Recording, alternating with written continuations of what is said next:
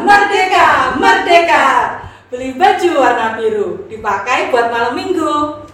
Kata aku, dirgahayu Indonesiaku. Tapi khusus kamu sekolah mingguku, I say and miss you. Puji Tuhan. Tante, kenapa di awal tadi kita menyerukan merdeka, merdeka, merdeka? Karena bulan Agustus ini itu adalah bulan kemerdekaan Indonesia yang ke-75. Betul sekali. Iya. Tante, apa sih harapan Tante buat ulang tahun Indonesia yang ke-75 ini? Wah, harapanku buat Indonesia ini semoga corona cepat berlalu dari muka bumi Indonesia. Dan kedua, Indonesia segera dipulihkan, diberkati. Puji Tuhan, harapan kita bersama ya Tante. Iya. Semoga virus corona segera berlalu. Amin. Dan anak-anak bisa kembali beraktivitas, bisa kembali Amin. sekolah dan sekolah minggu bersama kita. Amin. Puji Tuhan. Saat ini ada anak-anak yang rindu melayani Tuhan, ada anak-anak yang rindu menyembah, memuji Tuhan. Untuk itu kita semua yang ada di rumah, mari siapkan hati kita, siapkan pikiran kita dan hati kita untuk kita mau menikmati Tuhan lewat penyembahan pujian pada saat ini. Adik-adik masih ingat kan aturannya saat mengikuti ibadah online? Yang pertama, harus udah mandi dan pakai baju yang rapi. yang kedua, Jangan lupa siapkan Alkitabnya ya. dan yang ketiga. Jangan makan dan minum di sekolah minggu. Puji Tuhan, sekarang kita akan menyembah Tuhan dan memuji Tuhan. Mari kita menyanyikan lagu oleh karena kemurahan Tuhan.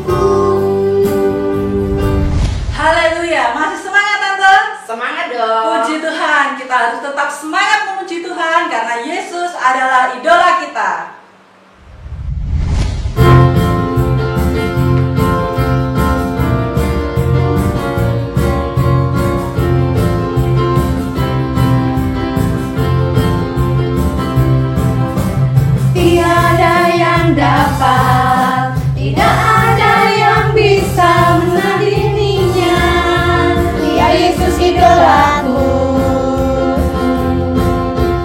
Kuasanya hebat, kuasanya dahsyat, Dialah Tuhan, Dia Yesus idolaku. Tiada yang dapat, tidak ada yang bisa menandinginya, Dia Yesus idolaku. Kuasanya hebat, Dia Yesus idolaku. Aku mau menyanyi, puji-puji Tuhanku. Yesus yang terbaik, hanya Yesus idolaku. Aku mau nari di hadapannya. Yesus yang terbaik, hanya Yesus idolaku. Tiada yang dapat, tidak ada yang bisa menandinginya, Dia Yesus idolaku. Kuasanya hebat, kuasanya dahsyat, Dialah Tuhan, Dia Yesus idolaku. Tiada yang dapat, tidak ada yang bisa menandinginya, Dia Yesus idolaku. Kuasanya hebat, Dia Yesus idolaku. Aku mau nyanyi, puji-puji Tuhanku. Yesus yang terbaik, hanya Yesus idolaku. Aku mau nari di hadapannya. Yesus yang terbaik, hanya Yesus idolaku.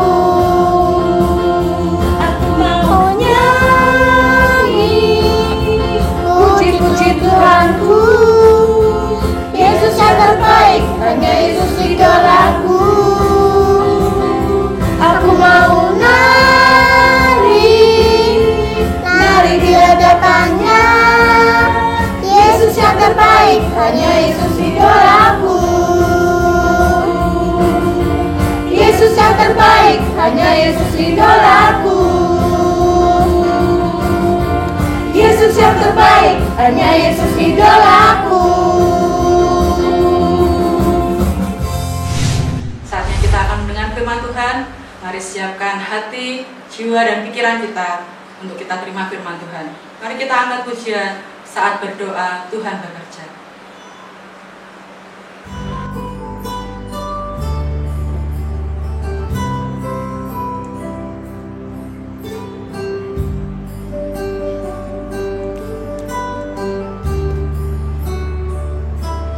Saat berdoa, Tuhan bekerja. Tuhan menggerakkan tangannya.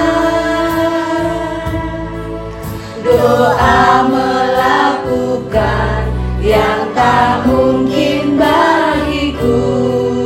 Doa membukakan tingkap langit bagiku. Tiada yang mustahil bagimu. Tiada yang tak mungkin bagimu. Dulu sekarang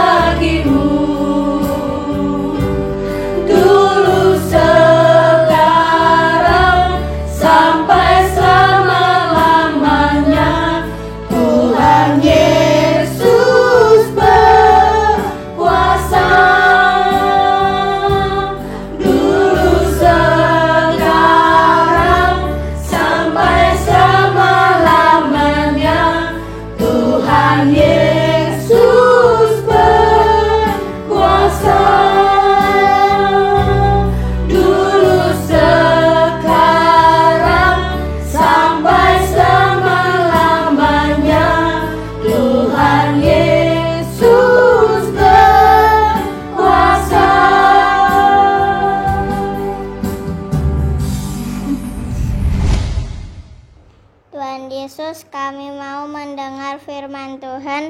Urapi Kak Ice, urapi kami semua. Kami sambut firman Tuhan dalam nama Tuhan Yesus. Amin. Haleluya, puji Tuhan. Apa kabar adik-adik? Luar biasa, diberkati Tuhan. Saat ini kita akan mendengarkan firman Tuhan. Sama-sama membuka hati kita, mempersiapkan Roh Kudus tinggal di hidup kita, dan kita akan mendengar firman Tuhan. Mana Alkitabnya semua? Sudah siap Alkitabnya? Oke, kita akan mendengar firman Tuhan dengan judul Dimerdekakan dan Diberkati. Dimerdekakan dan diberkati. Yuk sama-sama ya, kita mau ngomong judul tema firman Tuhan minggu ini dengan teman-teman yang ada di studio saat ini. Haleluya. 1, 2, 3. Dimerdekakan dan diberkati. Haleluya. Matius pasal 17 ayat 24 sampai 27. Kakak tunggu ya. Kalian buka Alkitabnya Matius 17 ayat 24 sampai 27. Puji Tuhan. Oke, kakak bacakan ya. Kalian simak Alkitabnya masing-masing. Demikian firman Tuhan. Yesus membayar bea untuk bait Allah. Ketika Yesus dan murid-muridnya tiba di Kapernaum, datanglah pemungut bea bait Allah kepada Petrus dan berkata, "Apakah gurumu tidak membayar bea 2 dirham itu?" Jawabnya, "Memang membayar." Dan ketika Petrus masuk rumah, Yesus mendahuluinya dengan pertanyaan, "Apakah pendapatmu, Simon? Dari siapakah raja-raja dunia ini memungut bea dan pajak? Dari rakyatnya atau dari orang asing?" Ayat yang keberapa sekarang? 26. Oke. Jawab Petrus, "Dari orang asing." Maka kata Yesus kepadanya, "Jadi bebaslah rakyatnya." Ayat 27. "Tetapi supaya jangan kita menjadi batu sandungan bagi mereka, pergilah memancing ke danau, dan ikan pertama," ingat-ingat kalau ada pertanyaan nanti, "dan ikan pertama yang kau pancing tangkaplah, dan bukalah mulutnya, maka engkau akan menemukan mata uang 4 dirham di dalamnya. Ambillah itu dan bayarlah kepada mereka, bagiku dan bagimu juga." Puji Tuhan. Perhatikan firman Tuhan pada saat ini. Teman-teman, tema kita pada saat ini adalah dimerdekakan dan diberkati. Pada saat itu, Yesus dan murid-muridnya itu tiba di Kapernaum. Kapernaum adalah kota yang kecil yang letaknya dekat dengan Galilea. Ketika Yesus ada dan tiba di Kapernaum, maka datanglah seorang pemungut bea. Pemungut bea itu sama halnya dengan seorang yang memungut pajak. Nah, tetapi pada ayat itu ditanyakan, pertanyaan itu tidak secara langsung ke Yesus, tapi pertanyaan dari pemungut bea atau pemungut pajak itu ditanyakan oleh Petrus dengan pertanyaan, "Apakah gurumu itu tidak membayar bea 2 dirham itu?" Terus Petrus menjawab dengan sembarangan. Petrus jawabnya apa? Memang membayar. Nah, tetapi ayat yang berikutnya, Yesus mendahului Petrus dan bertanya kepada Petrus, "Apakah pendapatmu, Simon? Dan siapakah raja-raja dunia ini memungut bea dan pajak dari rakyatnya atau dari orang asing?" Petrus tahu jawabannya. Petrus katakan dari orang asing. Seharusnya Yesus tidak usah membayar pajak karena Yesus adalah pemilik penguasa alam semesta ini. Yesus adalah Tuhan dan Juru Selamat. Tapi kita akan belajar satu persatu dari firman Tuhan pada saat ini. Sebelumnya kakak mau sampaikan dulu arti dimerdekakan. Kan tema kita tadi dimerdekakan dan diberkati. Arti dimerdekakan adalah dibebaskan, diluputkan, dan dilepaskan. Nah sekarang perhatikan, 1 dirham itu adalah Rp4.000. 1 dirham Rp4.000. Kalau 2 dirham berapa adik-adik? 8.000. Gak dengar. Kalau 2 dirham berapa adik-adik?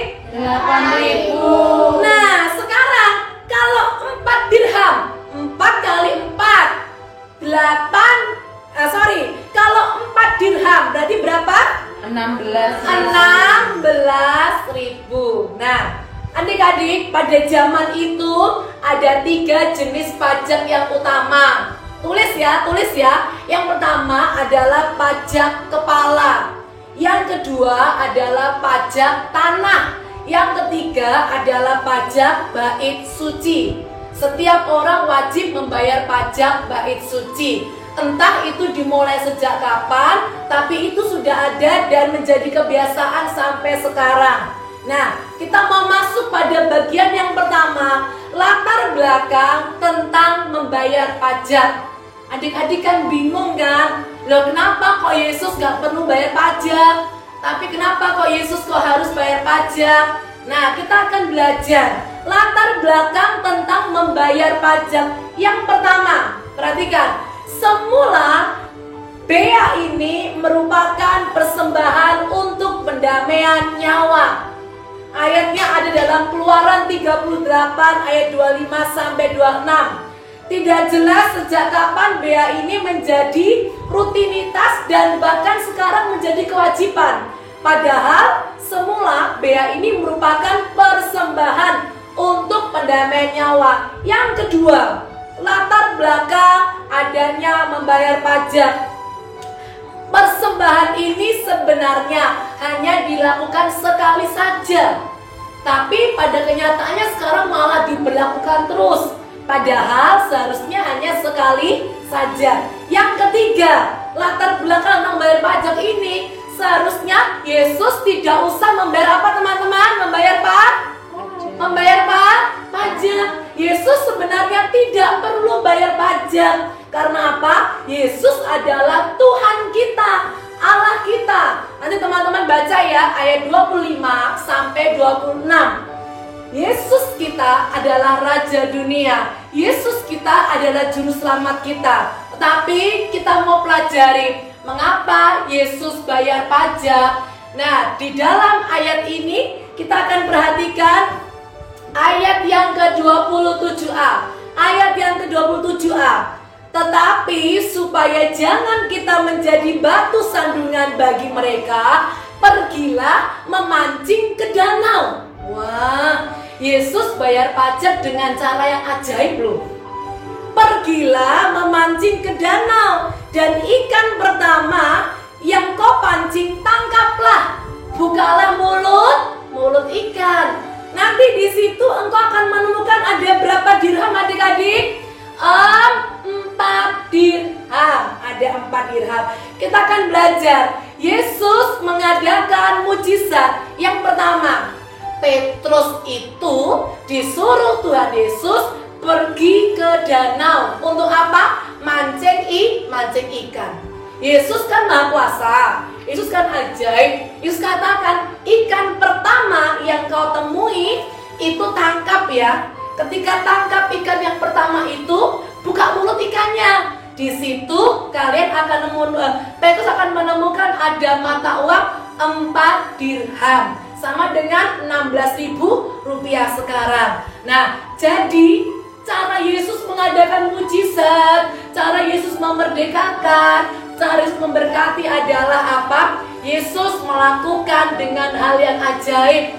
Yesus dapat menyuruh Petrus untuk membuka mulut ikan di danau dan menemukan ada 4 dirham. Yang terakhir adalah disediakan kebutuhan uang pajak. Seperti yang ayat 27 katakan, demikian. Kakak bacakan lagi ayat yang ke-27 secara keseluruhan. Tetapi supaya jangan kita menjadi batu sandungan bagi mereka, pergilah memancing ke danau, dan ikan pertama yang kau pancing tangkaplah, dan bukalah mulutnya, maka engkau akan menemukan mata uang 4 dirham di dalamnya. Ambillah itu dan bayarlah kepada mereka, bagiku dan bagimu. Kenapa bagiku dan bagimu? Karena pajak itu bayarnya perseorangan, sendiri-sendiri. Untuk itu satu orang 2 dirham. Kalau 2 orang berarti berapa? 4 dirham. Oke, puji Tuhan. Nah, adik-adik, Yesus mengadakan mujizat. Penutup dari firman Tuhan pada saat ini adalah Yesus sanggup memerdekakan kita dari kebutuhan keuangan. Yesus sanggup memberkati kita dalam segala hal. Adik-adik gak perlu takut. Berkat Tuhan bukan hanya berkat materi uang saja, tapi Tuhan ingin memberikan berkat kepada kalian, berkat karunia rohani. Tuhan ingin kalian dipakai Tuhan. Tuhan ingin kalian semakin cinta Tuhan, menjadi pendoa-pendoa syafaat, dan semakin mau berdoa kepada Tuhan. Puji Tuhan adik-adik. Ada ayat hafalan kita untuk minggu depan. Ayat hafalannya dalam 1 Tawarik 29. Tulis. 1 Tawarik pasal 29 ayat yang ke-12. 1 Tawarik 29 ayat yang ke-12. Kalian bisa menghafalkan ayat hafalan ini dengan background yang bagus ya. Teman-teman kemarin ada yang naik sepeda, Revan di kolam ikan. Mungkin nanti yang lain waktu jalan-jalan ke pantai atau kemana nggak apa-apa. Ambil tempat yang bagus untuk kalian dapat menghafalkan ayat hafalan. Pakai baju yang rapi, baju yang bagus juga ya, supaya di-shoot dan ditampilkan di YouTube lebih keren lagi. Puji Tuhan. Kita berdoa bersama-sama bahwa Tuhan Yesus sanggup memberkati, menolong kita. Puji Tuhan. Adik-adik semua, firman Tuhannya diingat ya, supaya memerdekakan dan memberkati kita bersama. Kita berdoa, tangannya dilipat, yuk. Tangannya dilipat semua, matanya ditutup, kita berdoa bersama-sama. Tuhan menolong sepanjang minggu ini kita semua. Mari kita berdoa. Tuhan Yesus, terima kasih buat kesempatan yang saat ini Tuhan berikan buat kami bersama. Kalau kami dapat kembali beribadah secara online, ini semua karena pertolongan dan anugerah Tuhan. Tuhan tolong kami semua anak-anak sekolah minggu untuk dapat mengingat firman Tuhan, bahkan melakukan firman Tuhan dalam hidup kami, bahwa Tuhan Yesus Allah yang sanggup memberkati dan memerdekakan kami. Segala kebutuhan keperluan kami, segala kebutuhan keperluan orang tua kami, Tuhan yang mencukupkan. Kami tidak mengandalkan pekerjaan, kami tidak mengandalkan harta orang tua, tapi kami mau belajar mengandalkan Tuhan dalam segala situasi. Biar kami terus berdoa mengandalkan Tuhan. Terima kasih Tuhan, terima kasih. Tanamkan firman-Mu dalam hati anak-anak sekolah minggu, dari anak-anak PGTK sampai kelas 6 SD. Biar mereka semua terberkati oleh firman Tuhan saat ini.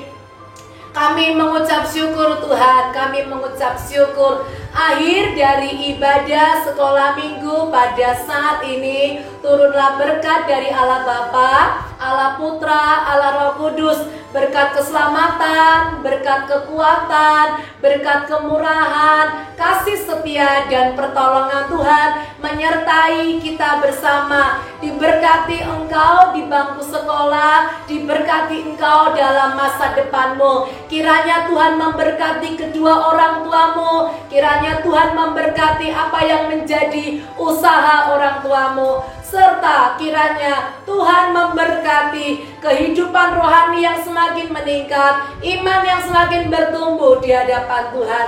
Kami terima berkat yang sempurna mulai hari ini sampai selama-lamanya. Tuhan datang kali yang kedua hanya di dalam berkat nama Tuhan Yesus Kristus. Sama-sama kita katakan amin. God bless you.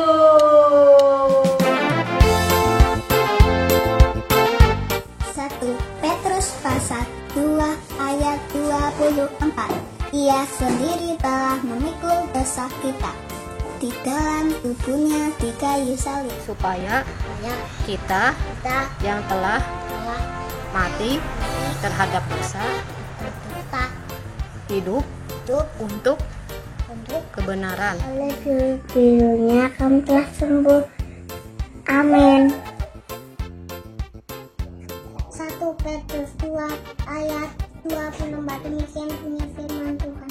Ia sendiri telah memikul dosa kita di dalam tubuhnya di kayu salib, supaya kita yang telah mati terhadap hidup untuk kebenaran.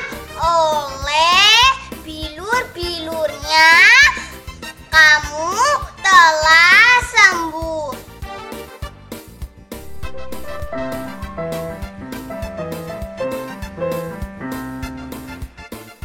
1 Petrus 2 ayat 24. Ia sendiri telah memikul dosa kita di dalam tubuhnya di kayu salib, supaya kita yang telah mati terhadap dosa hidup untuk kebenaran. Oleh bilur-bilurnya kamu telah sembuh. Amin. Petrus 2 ayat 24. Ia sendiri telah memikul dosa kita di dalam tubuhnya di kayu salib, supaya kita yang mati terhadap dosa untuk kebenaran. Oleh bilur-bilurnya kami telah sembuh. Terima kasih, Tuhan Yesus memberkati. Amin. Telah memikul dosa kita di dalam tubuhnya di kayu salib, supaya kita yang telah mati terhadap dosanya hidup sebagai hidup kebenaran.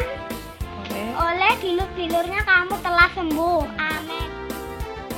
1 Petrus 2 ayat yang ke-24. Ia sendiri telah memikul dosa kita di dalam tubuhnya di kayu salib, telah mati terhadap dosa, hidup untuk kebenaran. Oleh bilur-bilurnya kamu telah sembuh. 1 Petrus 2 24. Ia sendiri telah memikul dosa kita di dalam tubuhnya di kayu salib. Kita yang telah mati terhadap dosa hidup untuk kebenaran. Oleh bilur-bilurnya kamu telah sembuh. Shalom, saya akan menghafalkan ayat Tuhan di dalam Alkitab. 1 Petrus 2 ayat 24. Ia sendiri telah memikul dosa kita di dalam tubuhnya di kayu salib, Supaya kita yang telah mati terhadap dosa hidup untuk kebenaran. Oleh bilur-bilurnya kamu telah sembuh. 2 ayat 24. Ia telah memikul dosa kita di dalam tubuhnya di kayu salib, supaya kita yang telah mati terhadap dosa hidup untuk kebenaran. Oleh bilur-bilurnya kamu telah sembuh. Petrus 2 ayat 24. Ia sendiri yang telah memikul dosa kita di dalam tubuhnya di atas kayu salib, kita yang telah mati terhadap dosa hidup untuk kebenaran. Oleh bilur-bilurnya kamu telah sembuh. Amin. Tuhan Yesus memberkati. 1 Petrus 2 ayat 24. Demikianlah bunyi firman Tuhan. Ia sendiri memikul dosa kita dari dalam tubuhnya di kayu salib, Supaya kita yang telah mati terhadap dosa hidup untuk kebenaran. Oleh bilur-bilurnya kamu telah sembuh. Terima kasih. 1 Petrus 2 24. Ia sendiri telah memikul dosa kita di dalam tubuhnya di kayu salib, supaya kita yang telah mati terhadap dosa hidup untuk kebenaran. Oleh bilur-bilurnya kamu telah sembuh. Terima kasih. 1 Petrus 2 ayat 24. Ia sendiri telah memikul dosa kita dalam tubuhnya di kayu salib, Supaya kita yang mati terhadap dosa hidup untuk kebenaran. Oleh bilur-bilurnya kamu telah sembuh. Sekian, terima kasih. 1 1 Petrus 2 ayat 24. Ia sendiri telah memikul dosa kita di dalam tubuhnya di kayu salib, supaya kita yang telah mati terhadap dosa hidup untuk kebenaran. Oleh bilur-bilurnya kamu telah sembuh. Amin.